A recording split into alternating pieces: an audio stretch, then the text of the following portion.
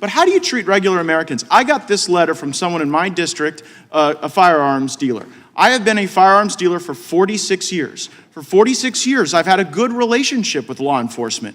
Then came the ATF's zero tolerance policy.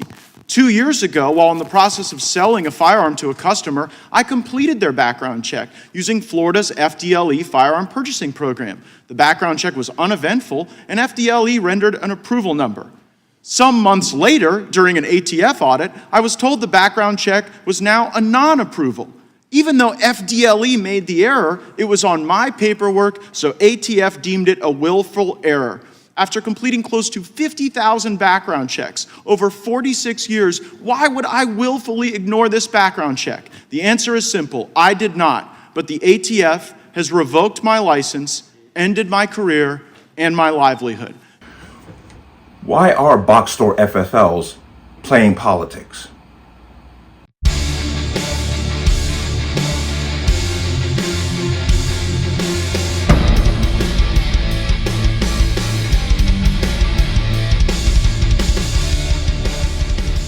Welcome to another installment of the Connecticut Gun Bench. Today's video is brought to you by P.A.N. Firearms, LLC. P.A.N. Firearms, your NRA certification and multifaceted gun training. You can reach us at 203-300-6343 or use our website at www.panfirearmsllc.com.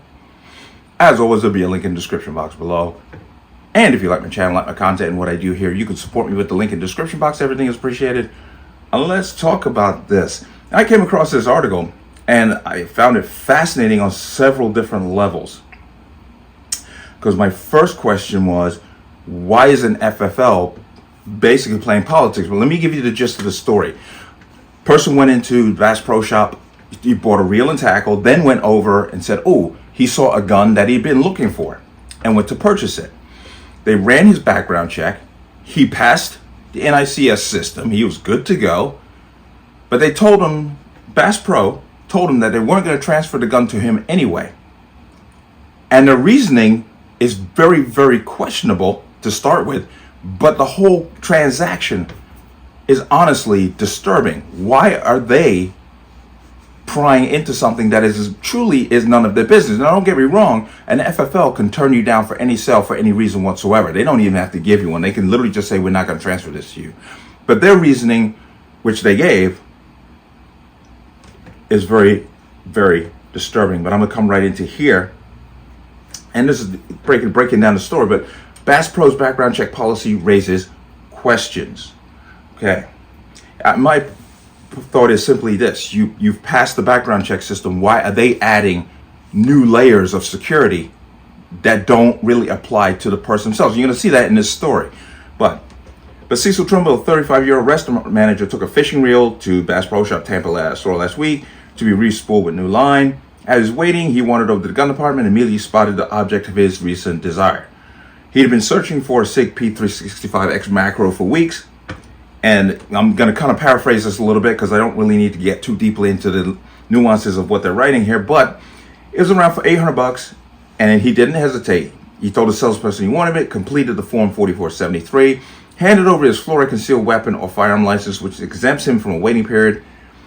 Okay. Trimble had purchased numerous firearms from Bass Pro in the past, so he expected to walk out of the store with his new pistol in minutes. Quote, the clerk came over and told me, the ATF has approved you, but we're denying the purchase.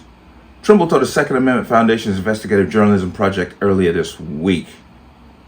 Astonished, Trimble demanded to know what was going on.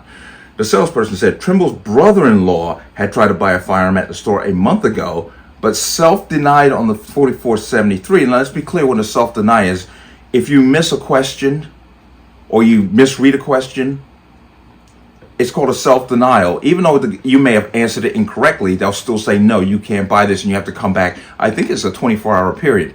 You have to come back and redo the form. And I guess, but most likely because he misread a question. Unfortunately, Trimble's brother-in-law, who had lived with him several years ago, moved out but never changed the address on his driver's license. So let's understand, Bass Pro is holding a mistake made by his brother-in-law on a 4473 who no longer lives with him is the reason why they're saying this person can't have this item. This is Bass Pro's policy, not the ATF's. ATF cleared him, no problem. I asked the clerk how this had anything to do with me, and he said it was Bass Pro's policy not to sell anyone firearms to anyone living at the same address as someone who has been denied. Trimble said he hasn't been lived there for 3 or 4 years. I get the straw purchase thing, but he tried to buy a $200 revolver, and I was trying to buy a $100 9mm. Now it just goes into the firearms manager agreed with me and try to get, they talked to the GM, but let's jump down to, and this is a good quote by him. My main gripe is this: what if I moved into an apartment and the previous tenant was denied? According to Bass Pro, I couldn't disprove it's not a store purchase, and I could never buy a gun again from them, Trimble said. Now, I want to come down to right here where they kind of summarize. But it's important to keep in mind that a gun dealer can refuse to transfer a firearm to anyone for any reason. That's very true. That's very true. In fact, they don't need a reason to refuse a sale. Also, the Biden-Harris administration has declared war on gun dealers. Federal firearm license revocations have increased more than 500% since Biden took office. Wow. And you know what the goal is there. Fewer stores to sell, fewer opportunities, less opportunities for you to actually get what you want or to shop around. That's exactly why they're doing it. If the ATF was able to revoke the FFL of a big box gun store like Bass Pro, the results would be cataclysmic for the store and its customers. Therefore, it's easy to understand why the sporting goods chain would want to be very careful when transferring firearms. But they got to use some modicum of common damn sense. But still, Bass Pro's straw purchase fears do not make much sense in this case. Straw purchases usually happen within 72 hours of denial, not a month later. And nearly all of them involve the same gun. Exactly, the gun that you buy is the one that you straw purchase. But then I'm going to come down to here.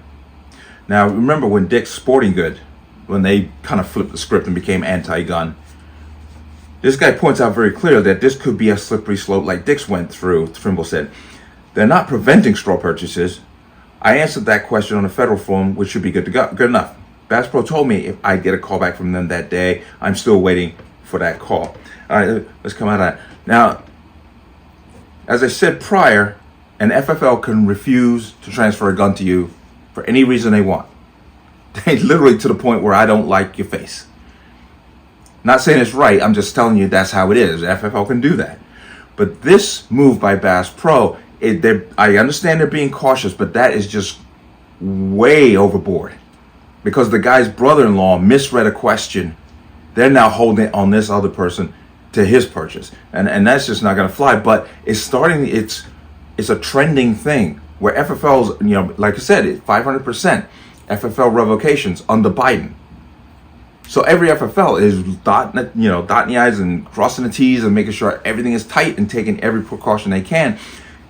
And that's unfortunate, going forward, because when you go to purchase, and it doesn't have to be one of the box stores, it could be any FFL. They're all very cautious about losing their licenses for minor infractions. If you remember, I did a story about a basement FFL or tabletop FFL where he was targeted by the ATF.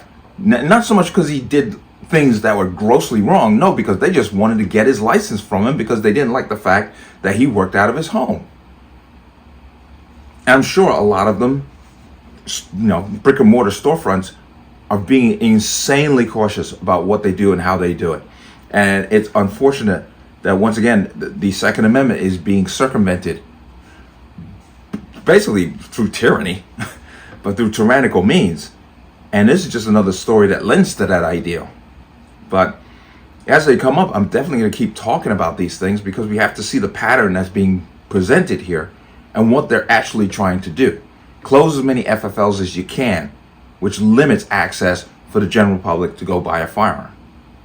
That's why, Biden's zero tolerance policy on FFLs has created massive waves among gun stores. But I just want to get that story out there because, like I said, this is another story that more than likely wouldn't even be spoken of other than very few venues, such as mine, such as this. If this is Armed American News, this is where I got this article from. So we got to get these stories out in the front to show you what's going on out there. And this is just another way to circumvent the Constitution by this administration. But that's speculation. Let me know what you think. As always, you can leave your comments in the comment section below. And as always, any statements of violence or statements that lead to violence will be removed. Please like, share, comment, subscribe. Don't forget to hit that notification bell so you're notified the next time a video goes live. I will see you on the next one. Peace.